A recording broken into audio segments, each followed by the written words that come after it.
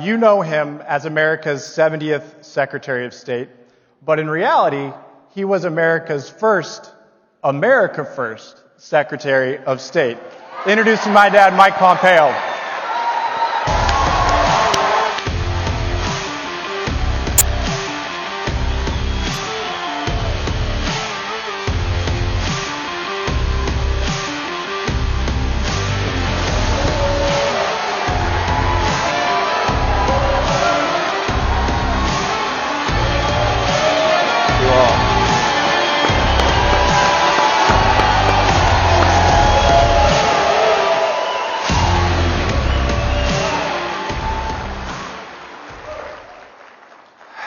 Thank you for that warm greeting. It's always a blessing and a little bit unnerving to have your son at the podium. Look, I look out here and I see you all. I feel really at home. And thank you for that.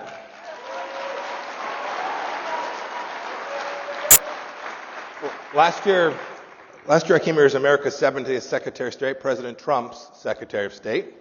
And before that, I was here as a member of Congress from South Central Kansas. Yeah, go Kansas. But this is different. This time's different. In the last few months, we've been called clowns and deplorables and ignorant and rednecks. We've been called the evil resistance. The New York Times thinks I'm the worst Secretary of State of all time. Yeah. Yeah, since I last saw you, the Chinese have sanctioned me. The Iranians don't think so much of me either. But I'm proud of our fight, and I'm proud of our accomplishments, and that we have truly upended the status quo.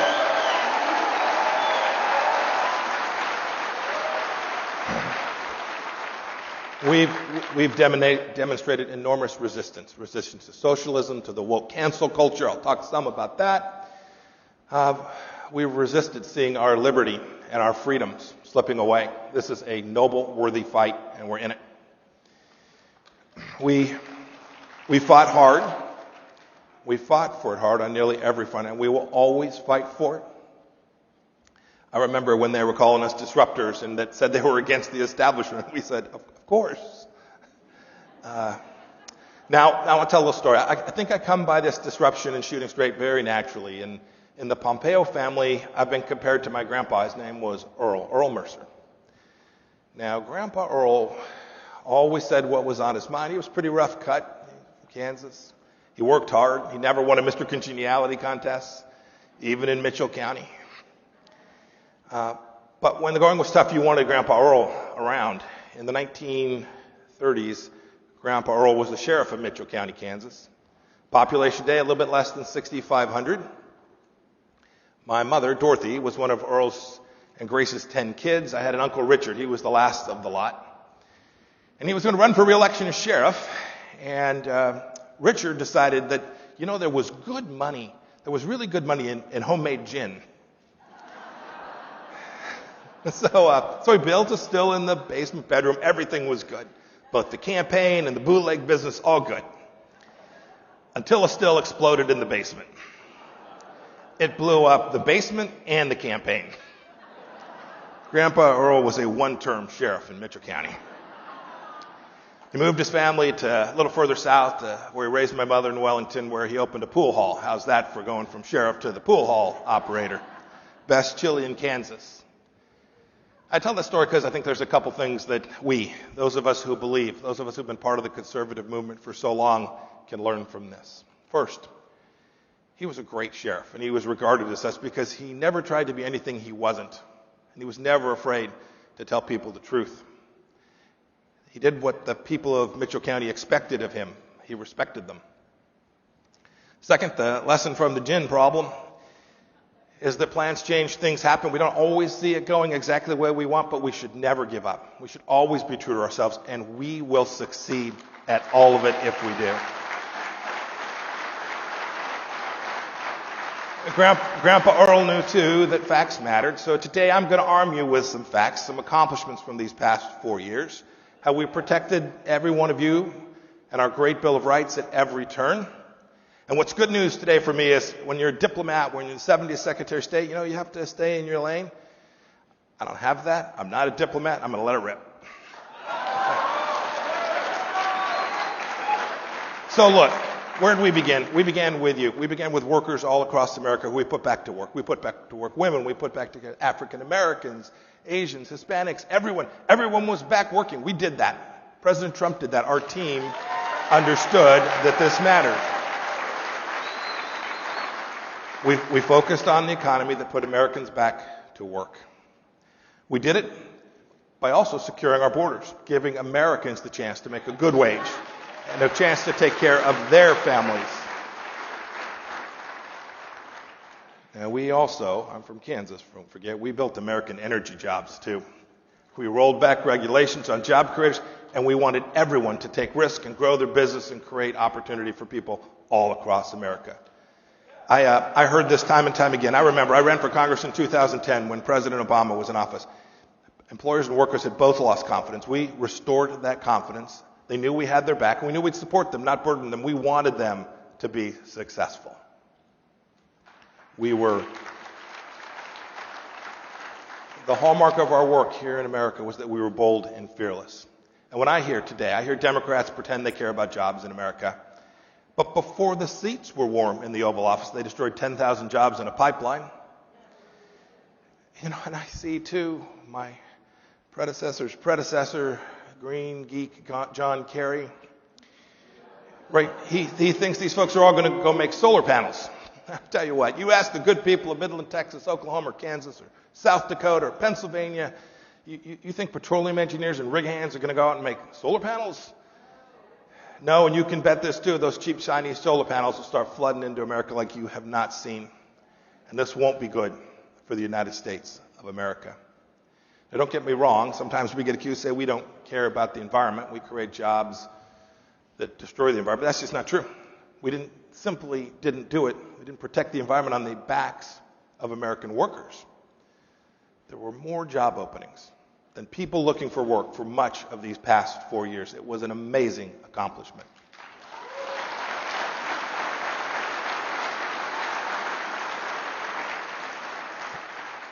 And when the Chinese wanted to come steal your job, we just said no way. 40 years, bipartisan, Democrat and Republican, 40 years of failure. Letting made in China crush us was going to stop. We demanded fair and reciprocal trade. Never forget too, China depends more for us than we do on them. President Trump understood that, our foreign policy understood that, and we protected the American worker from the Chinese Communist Party's predation on us here in America.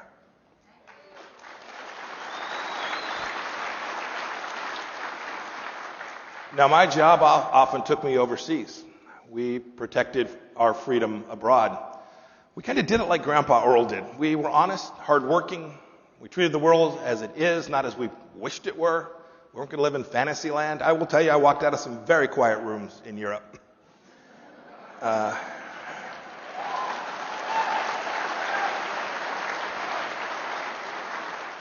We had a restrained foreign policy, but when the time came, when the situation so required, we led.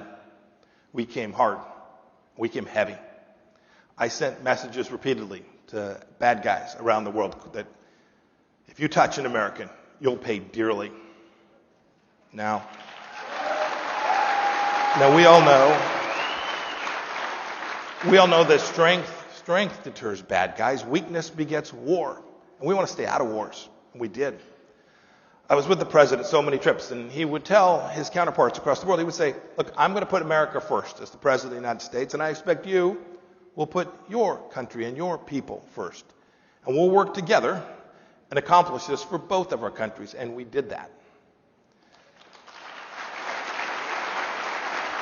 You know, America first is right for America. It's right for each of us. America first secures our freedom. And the entire world benefits when America is fearless and bold and strong. Let me just tick through a few ways, right? So first, we show up Paris Climate Accord. It was a job-destroying joke, so we said au revoir. Look, we all want clean air, safe drinking water, but the Paris Agreement was a fantasy for elite diplomats who just wanted to virtue signal. And when President Biden re-entered this deal, I can tell you that Xi Jinping was smiling every single minute. and the American workers lost. We too spent a lot of time. We defended America in the Middle East, and we defended Israel in the Middle East too. We were told a number of things. Right? This was what establishment foreign policy meant. It says we were told that you can't sanction the Ayatollah in Iran, and you can't stop sending pallets of gas to the leadership. There'll be a war. Well, we did, and there wasn't a war.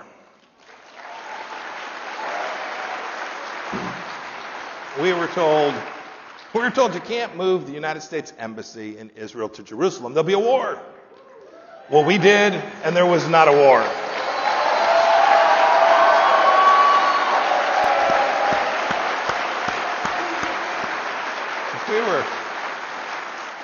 We were told you can't allow Israel to have its rights in Judea and Samaria and in the Golan Heights. There'll be war.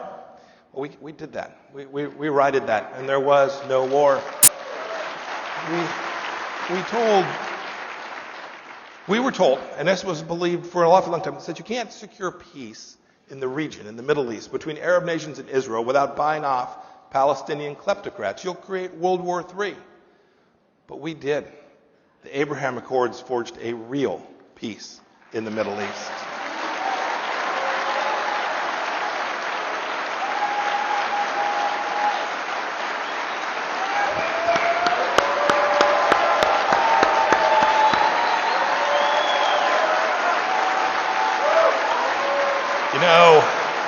Thank you.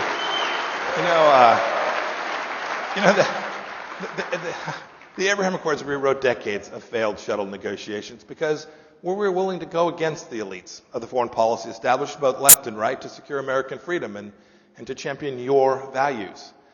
It's unfortunate. It looks like the new Team Biden, appears to be headed back into appeasing Iran. This will be a disaster for the United States of America and a disaster for the region as well. I remember, too, President Trump sent me to Pyongyang when I was a CIA director to meet with Chairman Kim to prepare for the historic summit that was ultimately held in Singapore. You all remember this. We threatened fire and fury. We threatened fire and fury not to go to war, but to deter it, and deter it we did. Since those two summits, one in Singapore, one in Hanoi, the North Koreans haven't tested a long-range ballistic missile, and they haven't tested their nuclear weapons. Exactly 0 tests have been conducted. That's real foreign policy.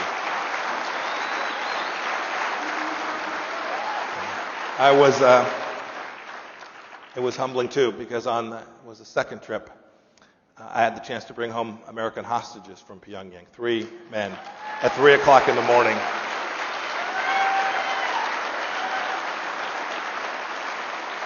And America first always means never forgetting about our warriors. There was no greater honor, too, than the fact that we brought back other Americans like Pastor Brunson, who stayed in Turkey, detained wrongfully for just far too long. And we brought back so many remains of our fallen in Korea as well. This was amazing and right, and America first.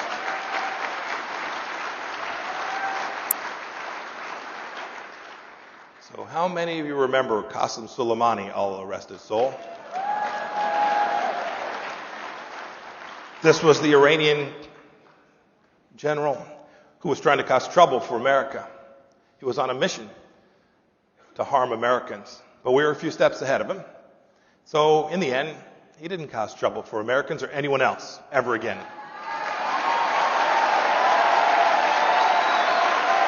Do you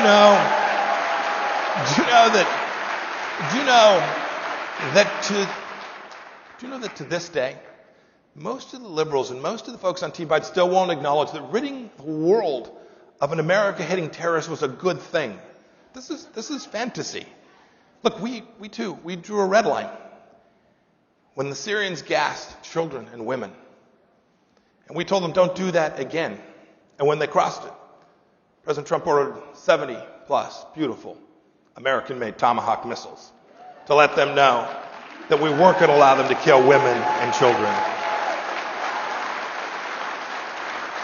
America first takes real courage, takes a Secretary of State willing to walk into a room and tell it like it is, and a president who will have his back. We had that. Speaking of backs, I hear President Biden saying, America's back.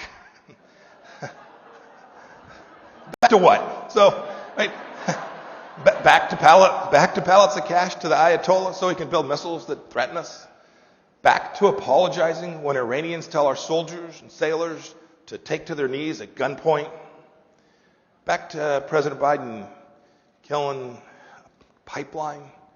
Back to all the things that put America at risk. Back to supporting a pipeline in Europe that'll create European jobs. This is not where we want to go back to any time at all. And we certainly don't want to go back to letting China have trade deals that kill our jobs right here in America.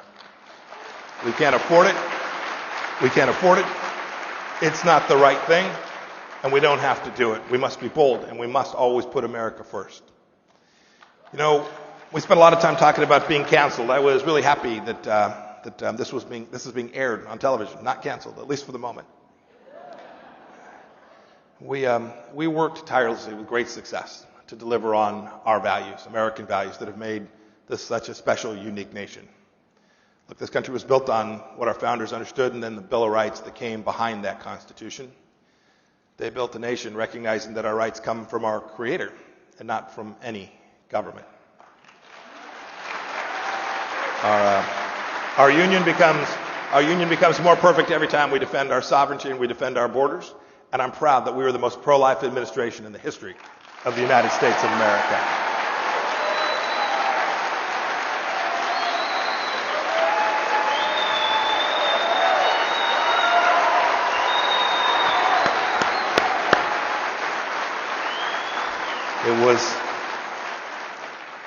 It was my job to deny that any taxpayer dollars from any hardworking American ever went to perform an abortion any place in the world, and we promoted adoption everywhere and always. And don't forget, too, President Trump appointed an awful lot of judges that understand the words life and liberty and that words that have real meaning. I worked for the Mexican government, my counterpart, Foreign Minister of Mexico and its president, to secure our borders. We worked hard, too, to make sure that drugs and other things didn't traffic across that border, and that meant, too, protecting your right to own firearms. Our Second Amendment matters. It builds communities, it builds strong families, and it makes sure each of us has the right to defend ourselves precisely as our founders intended. You know, I'm always stunned. Liberals pretend to care about the poor, and then they side with the union bosses against the workers. They pretend to stand for children while kids in Democrat-led inner cities aren't in front of computers like they think they are. They're struggling to figure out how to stay safe from drug lords and how to get a meal. That's not good leadership. It's not America First leadership. It's not taking care of those people you're charged with protecting. And we need to get every one of our children back in school. And we need to get them back in now.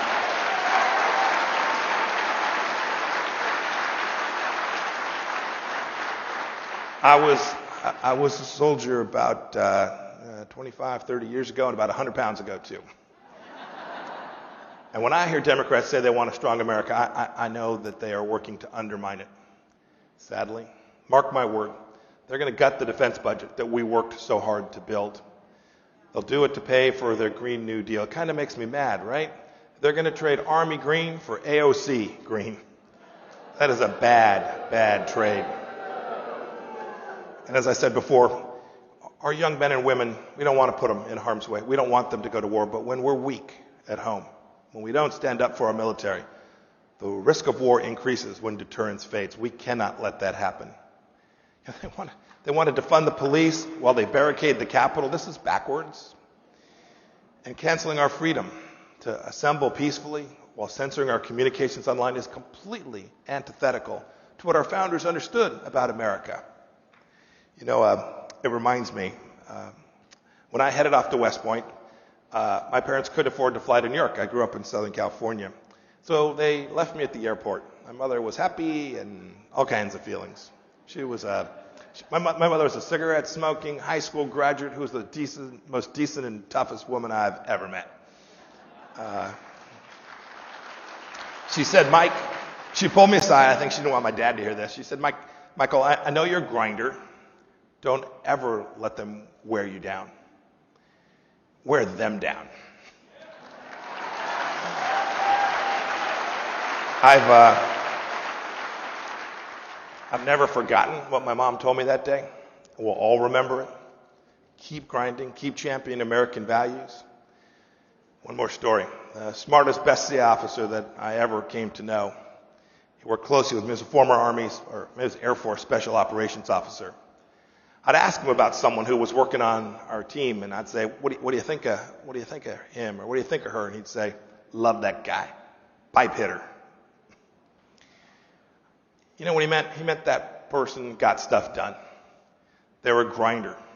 They kept banging away. You all know these 4 years are going to test us. I need each of you to be a pipe hitter. Get stuff done. Keep grinding. Be a pipe hitter.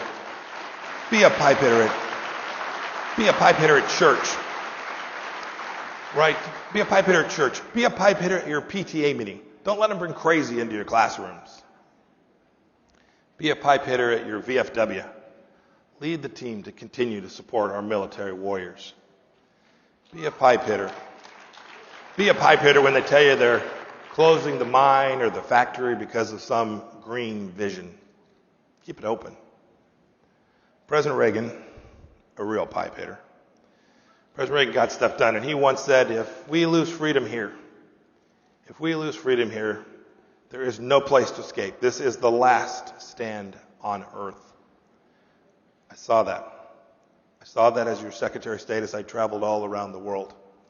And I am confident that he was right. I am confident that the American star will shine across the heavens so long as we keep a proper understanding of our God-given rights at the center of who we are, and we keep up our quest to secure our freedom for our own people and for all of mankind. I'll be with you in the fight. God bless you, and may God bless the United States of America. Thank you.